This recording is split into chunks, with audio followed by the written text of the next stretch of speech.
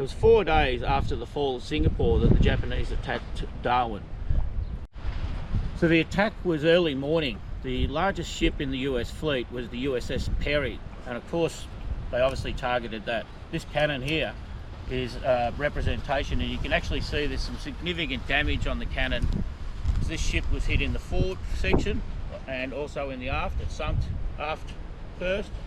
There was lives lost, and Darwin was almost wiped off the face of the map here in Australia. Yet the history in Australia really doesn't talk much about the attack on Darwin. It was a significant attack. There was a time in the war that the Allies weren't doing well, and it was early morning.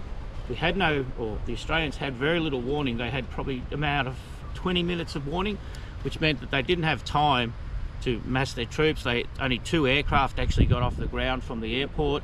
There's a little sign over here which talks about that, which is significant. We come over to this little sign here.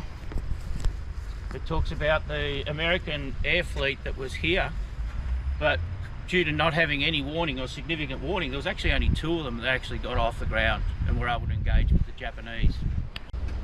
Yeah, thanks very much for that, Sasha. I know so little about Darwin and the Second World War. Everybody knows about Pearl Harbour. Very few people know about Darwin.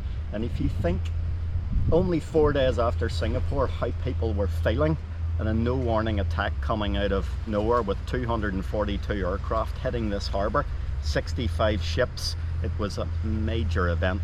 And we know that almost half the population of Darwin had left after that event, and Australia certainly had its wake-up call in terms of the Second World War in one of the darkest days.